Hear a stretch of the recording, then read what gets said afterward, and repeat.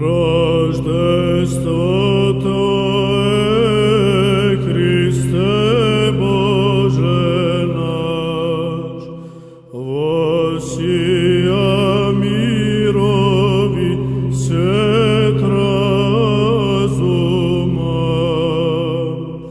в небо звездам сложащие, звездою. Од денеска започнуваме со емисии кои што ќе бидат од информативен карактер во однос на нашите празници и како тие празници не воведуваат полека кон познавање на Бога и како тие ќе ни помогнат да достасаме до спасението.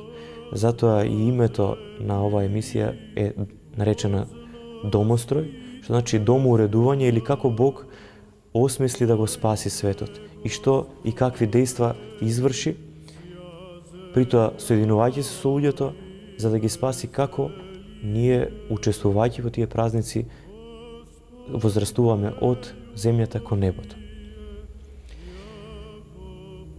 Денешниот празник е Рождество Христово. И во оваа емисија ќе ги опфатиме деловите каде што се зборува за пророштвата, односно како Стариот Завет се обраќа на нас, односно на Новиот Ерусалим, како Бог во долг период, многу пред да се роди неговиот син и Господ, тој го подготувал светот дека ќе испрати спасител. Овие цитати се извадени од пророци, како што се Мојсей, Исаија, пророкот Михеј, и тие можеби најпрецизно говорат за сите овие настани. Во вториот дел ќе зборуваме како овој празник влијае врз нашите животи денеска, што треба да излечеме од него и каков однос да имаме кон нашиот живот, кон Бога, кон луѓето, од тоа што Христос го направи за нас, а тоа дека се воплоти од дева. Најнапред ќе започнеме со првото Евангелие, кое што Бог, првата добра вест што ја дава во Светото Писмо. А тој се обраќа до сатаната и му вели: и ставам непријателство меѓу тебе и жената, и меѓу семето твое и семето нејзино. Значи, тој не зборува тука за машки род, туку семето на жената. Што подоцна, тоа се имплементира врз Богородица. Исаија пак вели: девојка ќе зачне и ќе роди син и ќе го нарече Емануил, што значи со нас е Бог. Значи, оној кој што ќе се роди од дева, од девојка, или поточно речено, онаа кој што не вкусила брак, а девојките пред брак во тој период никако немале односи со машки, директно имплицира на Пресвета Богородица дека ќе го роди Емануилот, односно Бог кој што ќе биде со нас. Пророкот Михеј пак за местото, за градчето од каде што ќе се роди Христос вели: и ти, Витлееме Ефратов, од тебе ќе излезе оној кој треба да владее во Израелот и чие потекло е од почетокот, од вечноста. Каде што пак јасно зборува дека иако оној кој што ќе се роди од дева ќе биде како човек, сепак неговото вистинско потекло е од вечноста, односно дека е Бог. Затоа он ќе ги остави до времето додека роди онаа која треба да роди. И најточно пророштво кое што зборува за времето кога треба да се роди Месијата, Спасителот, кога што еврејскиот народ го очекува, ние наоѓаме во ветувањето кога Бог му се обраќа на народот дека нема да го остави без водач, туку секогаш ќе има водач на неговиот трон. И тој вели: нема да недостасува кнез од Јуда и водач од бедрата негови, се дури не дојде оној кому му припаѓа власта, и он е надеж на народите. Во оној ден кон Јесеевиот корен, кој ќе стане како знаме на народите, ќе се обрнат незнабожците, мирот негов ќе му биде слава. Христос се раѓа од Богородица. Неговиот очух е праведниот Јосиф. И двајцата се од Витлеем, и двајцата потекнуваат од родот на Давида и од родот на Авраама. Значи, Авраам бил првиот свештеник, првосвештеник, а Давид бил цар. Значи од царско и свештеничко потекло доаѓа Христос на светот. И сега ова последново пророштво што го прочитавме, ќе можеме да го потврдиме ако отвориме Евангелие според Матеј и каде што е оној дел со родословот, кој што кажува од кого потекнува Христос, ќе видиме дека Марија и Јосиф се од семето на царот Давида и од семето на Авраам. Многу е тешко 100% овие пророштва да се извршат и да се исполнат врз една личност. Единствено во Христовата личност овие пророштва се исполнуваат без ниту едно да заличи дека треба нешто друго да значи или некоја друга личност да биде вклучена. Од зачнувањето, до страдањето, до крстот, до воскресението, до неговото божественото потекло, се уште пред да се роди, било предскажано и кажано на светот. Се започнало со благовестието. Архангелот Гаврил и јавува на Богородица дека преку Светиот Дух ќе зачне. И кога Пресвета Богородица му кажува на праведниот Јосиф дека е бремена, тој намислува тајно да ја отпушти. Затоа што и самиот знаел дека е 80 годишен и не е способен да има пород. Меѓутоа Божјата промисла токму нему таа му е доделена, затоа што ако би се случило ова, а таа да е надвор од брак, тогаш сигурно евреите би ја каменувале. Меѓутоа Архангел Гаврил му кажува да не ја отпушти жената своја. Понатаму кога детето се родило,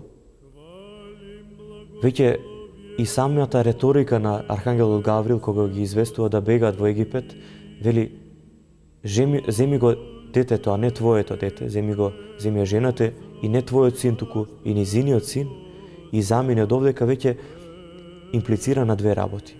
Значи во првиот случај Архангелот Гаврил сакал Јосифа да го убеди дека таа жена, негова зарученица, не била со друг маж и затоа вели жената твоја.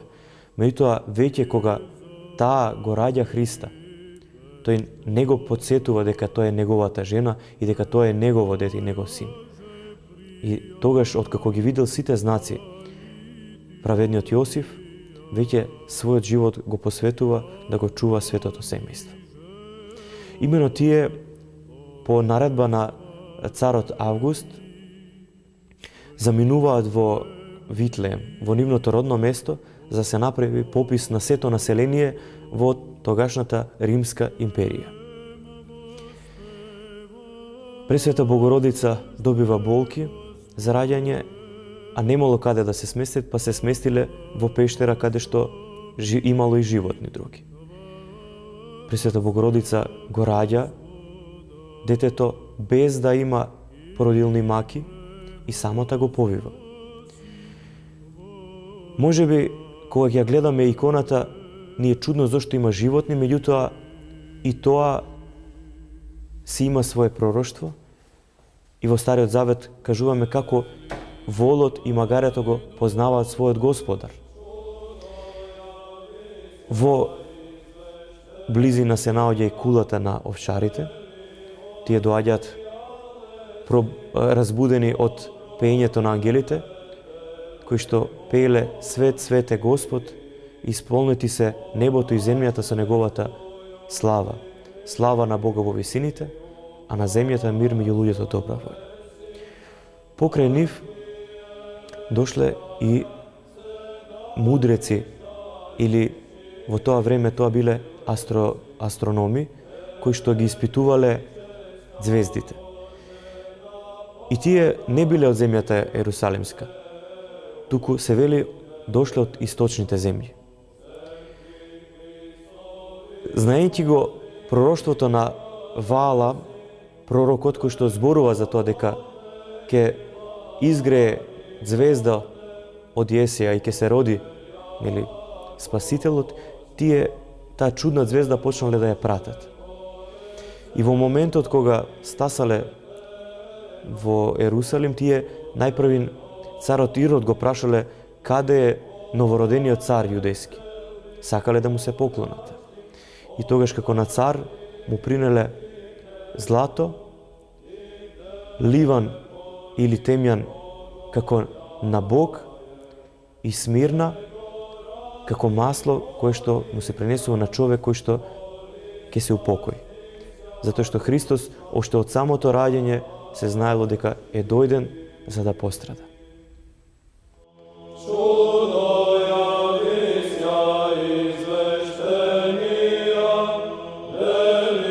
Што се однесува до поклонувањето на незнабожечки луѓе дојдени од исток, кои што биле, некаде се спомнува дека се цареви, некаде се спорува дека се магови, односно оние кои што не биле во класична смисла волшебници, меѓутоа луѓе кои што ги читале звездите.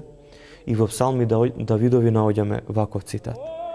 Царевите на Тарсис, што значи прекуморска земја, и островјаните дарови ќе му принесат, и царевите на Арабија и од Саба, тој е главен град на Етиопија, данок ќе му дадат. А токму и тоа се мисли дека овие цареви Мелхиор, Гаспар и Балтазар биле од Персија, Арабија и Етиопија. И тие, кога добиле знак од Архангелот да не се враќаат кон Ирод, си заминале во својата земја. Од тука натаму, праведниот Јосиф, Пресвета Марија и Исус заминуваат за Египет, за да се очуваат од тиранијата на Ирод, кој што ги бара сите деца помали од 2 години да ги погуби. И уште едно пророштво се исполнува, а тоа е од Египет го повика синот свој. И тогаш Јосиф, праведниот, Марија и Исус заминуваат за Египет и уште едно пророштво се исполнува врз Христа, а тоа е кога Отецот кажува од Египет ќе го повикам синот свој. И навистина после смртта на Ирода, семејството се враќа во својот роден крај.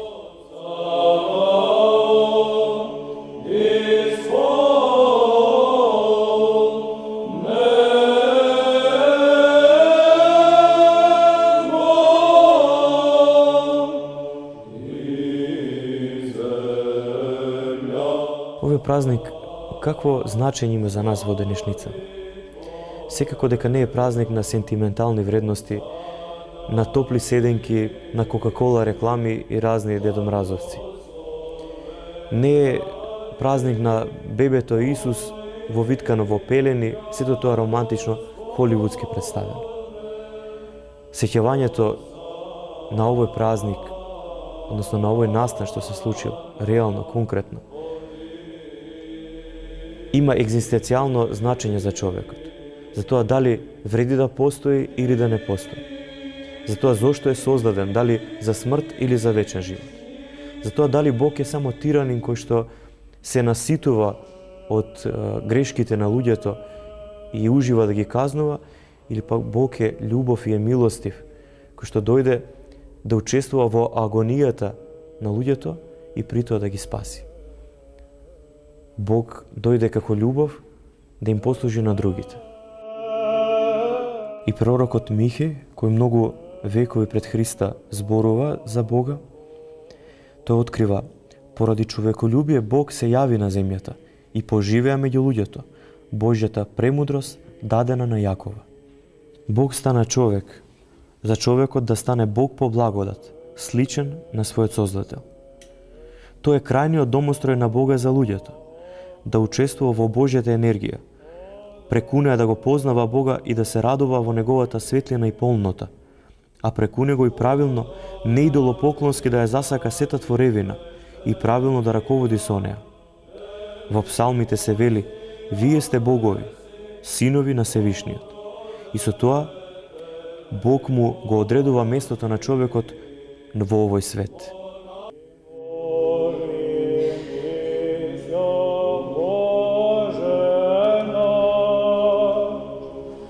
Гледаме како човекот постојано си измислува свој суперхерој. Човек кој што е обдарен со виша сила, со некоја поинаква сила, кој што ќе може да го спаси светот.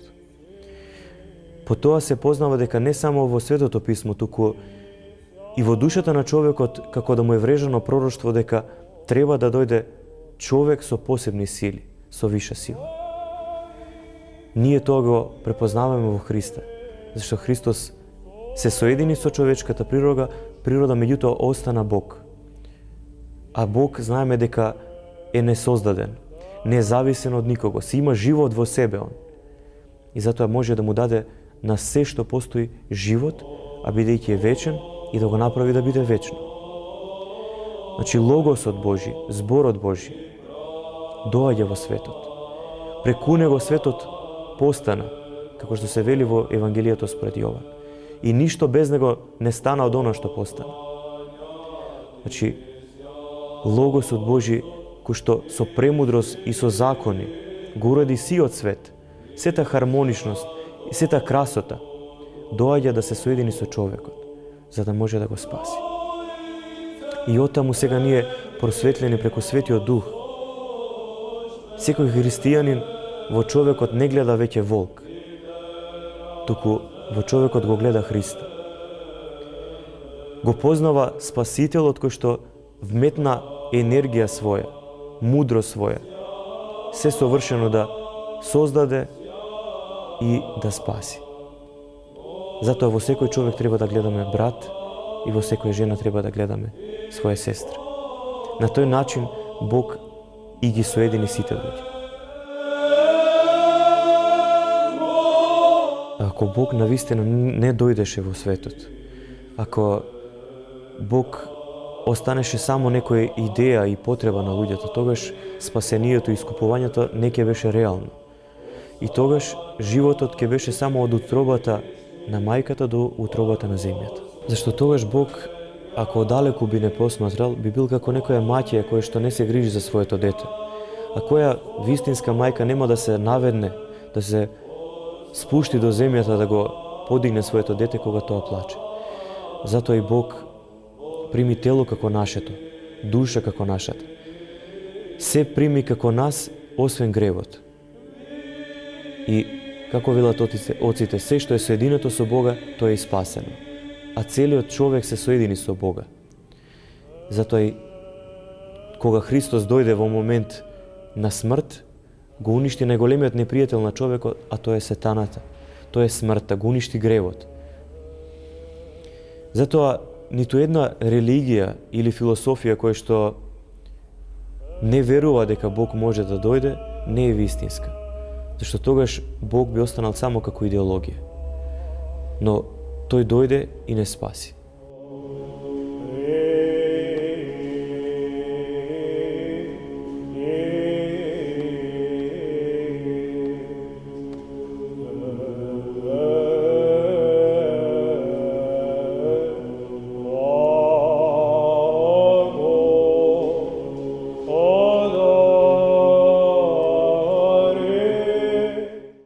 Затоа секоја вера која вели дека Бог не може да дојде во тело, Бога го прави немоќет и немилосрден.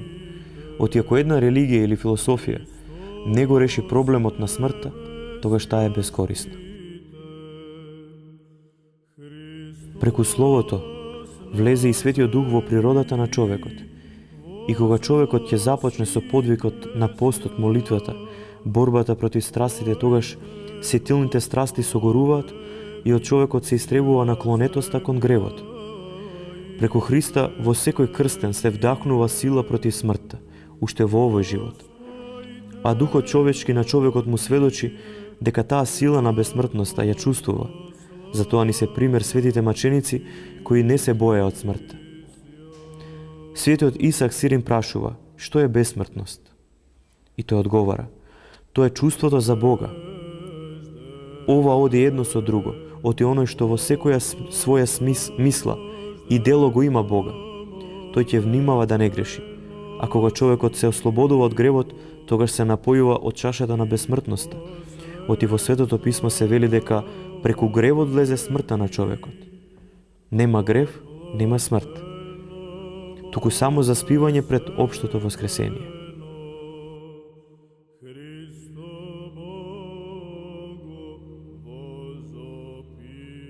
За да разбереме што значи Слово Божјо, што значи второ лице од Света Троица, кој е пак Христос, ние ќе позборуваме малку за неговите имиња, во кој период како се даваат. Пред раѓање од дева, се нарекува син, оти во вечноста се раѓа од Оца, односно дека има иста природа со Отецот, како што детето е соединето со родителот. Но ова е само заради разбирање наше. Не станува збор за телесно раѓање како од мајка.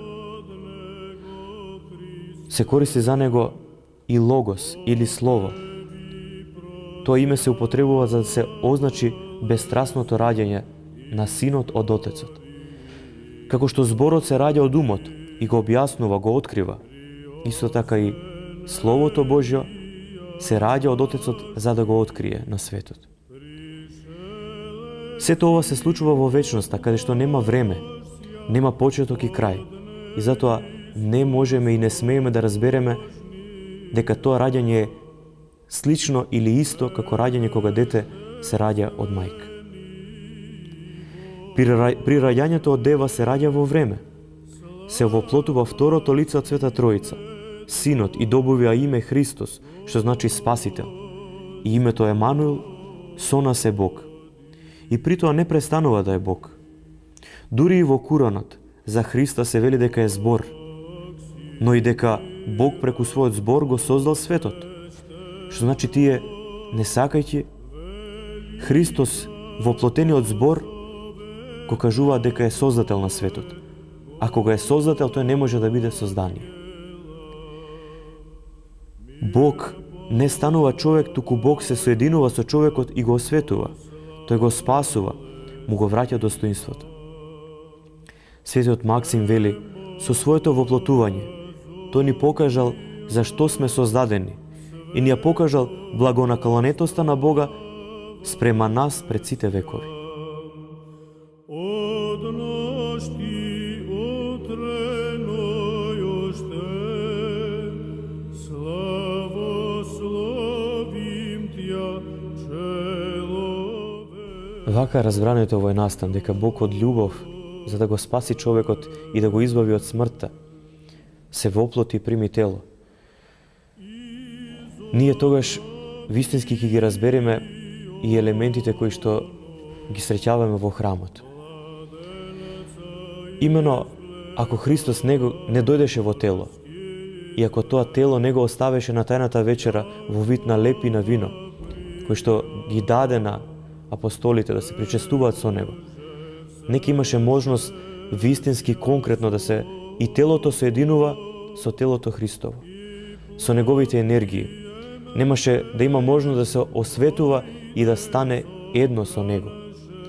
Затоа и нашето одење во црква не треба да биде побудено само од некоја потреба извршување на некој ритуал, како што е пресечување колач, поминување ни сите икони за време на богослужба без при тоа да внимаваме што се случува внатре.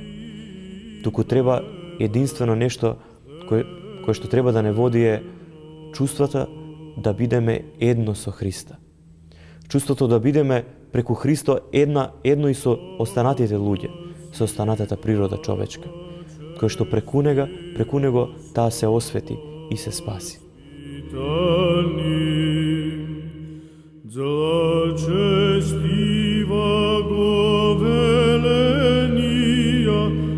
Човекот при соединувањето со телото и крвта Христови станува ново осветено битие кое чекори и учествува во единствениот прогрес на човештвото, а тоа е кон вечноста. Затоа без учество на литургија и соединување со телото и крвта на родениот богомладенец, не можеме суштински и онтолошки да проникнеме во радоста од поздравот Христос се роди, навистина се роди.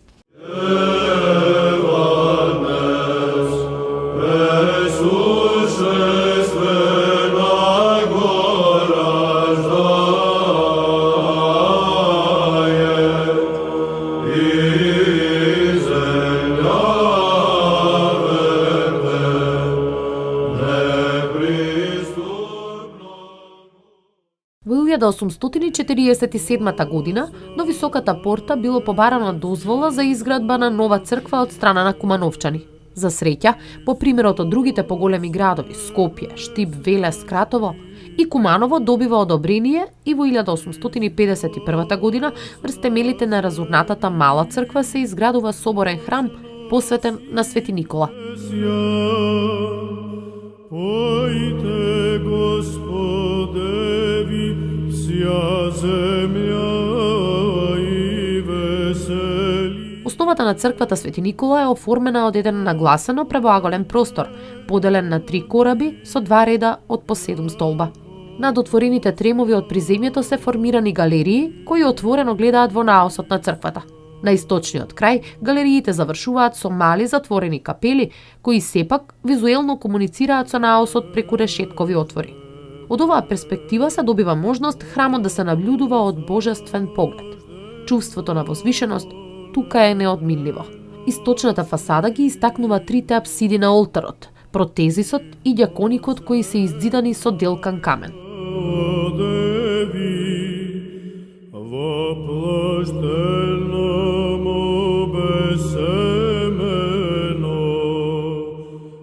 Фреско-живописот потекнува од 1852 година и најверојатно е дело на Дичо Зограф од село Тресонче и неговата тајфа. Во источната купола е насликана Света Троица со пророците.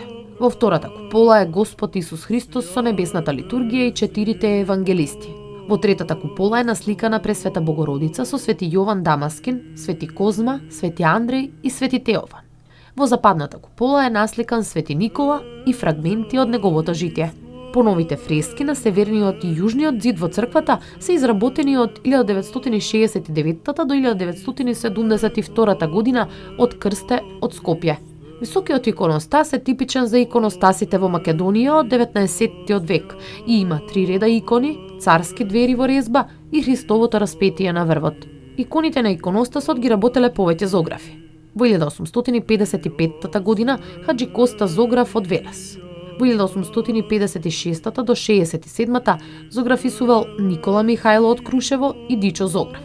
Од 1868 до 1869 зографите Вено Костов од Галичник и Зафир, како и во 1873 се до 1908 година зографот Димитар Андонов Папрадишки од Велес. Во изградбата на црквата учествувале сите верници од градот.